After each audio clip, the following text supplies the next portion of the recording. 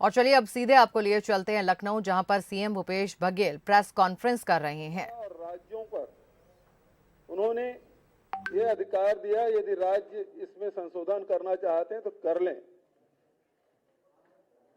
आज उत्तर प्रदेश में किसान आंदोलनरत है। जेवर में प्रधानमंत्री जी आए, इंटरनेशनल एयरपोर्ट के शिलान्यास किए और वहां से किसानों को हटाया गया। मुआवजा 4 गुना तो मिला नहीं। आज पन्नी में बैठ के जिसके मकान तोड़े गए वो किसान वहीं पे पन्नी पे कड़कते ठंड में रह रहे हैं। ये किसानों की स्थिति।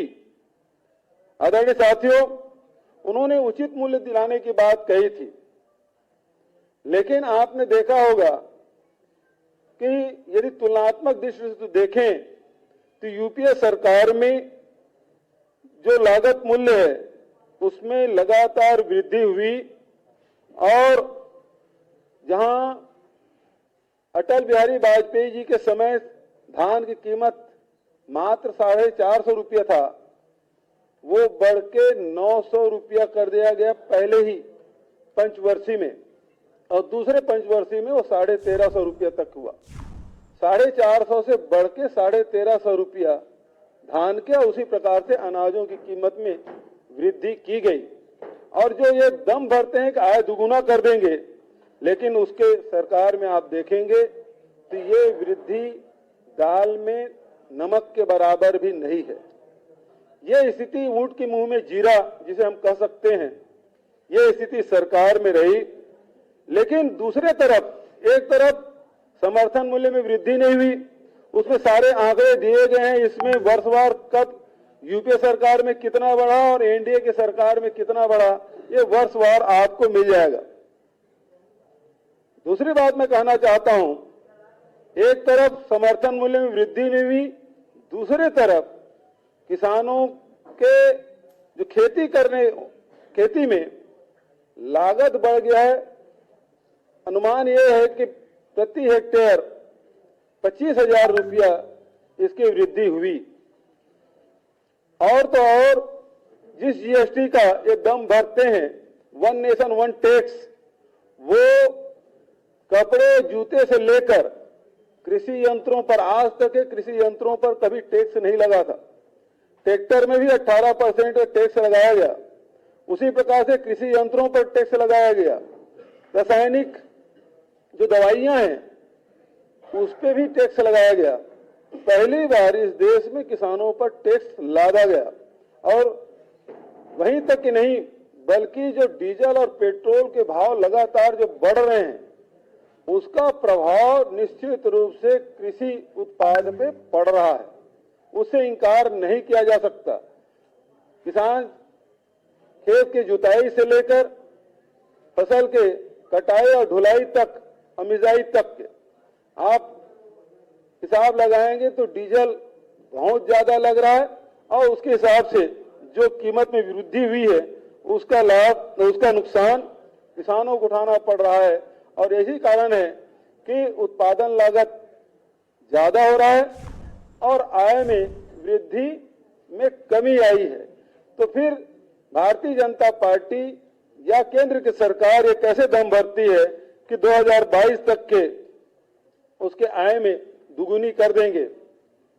आदरणीय साथियों, मैं यह भी कहना चाहता हूं, एनएसएसओ की रिपोर्ट बताती है किसान लगातार मजदूरी करने के लिए मजबूर हुए हैं।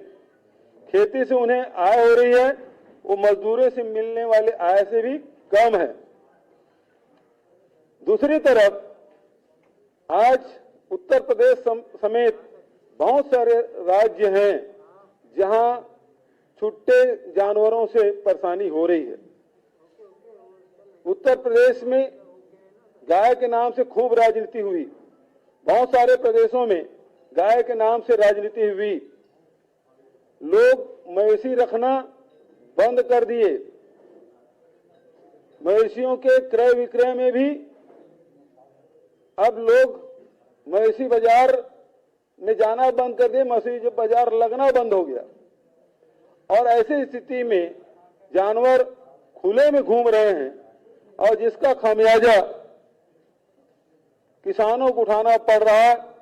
उत्तर प्रदेश के किसान या तो फेंसिंग कर रहे हैं या रत जगह करके अपने फसल को रखवाली कर रहे हैं और इसके कारण से भी कृषि लागत में जबरदस्त वृद्धि हुई है और फसल बचाने में किसान अब नाकाम होते जा रहे हैं। उसका सीधा असर उत्पादन पे पड़ रहा है और आज देख रहे हैं कि गौशाला खोल के सरकारी अनुदान देने के कारण से हम देखते हैं कि गौशाला में तो गायें मर रही है, दुबली होती जा रही हैं, लेकिन गौशाला चलाने वाले मोटे जरूर होते जा रहे हैं, उनके स्वास्थ्य में सुधार जरूर हो रहा है। आदरणीय साथियों, मैं यही कहना चाहता हूं कि आज किसान पूरे देश में आंदोलन कर रहे हैं कि एमएसपी में उनके अनाज खरीदे जाएं, चाहे वो गेहूं हो, चाहे वो धान हो, चाहे चना हो, चाहे तुअर हो, कोई भी प्रकार के फसल आज ये समर्थन मूल्य में खरीदी कहीं नहीं हो रही है, बाजार में भी नहीं हो रहा है, ना सरकार कर रही। एक दौर था जब इस देश में देश की जनसंख्या कम थी, उसके बावजूद भी कृषि उत्पादन उससे भी अधिक कम था और इस कारण से अनाज की भारी कमी हुई। और उस समय 70 के दशक में इंदिरा जी ने आह्वान किया था किसानों से और हरित क्रांति अभियान उन्होंने चलाया, तो इंदिरा जी और देश के किसानों ने मिलकर अनाज के मामले में देश को आत्मनिर्भर किया।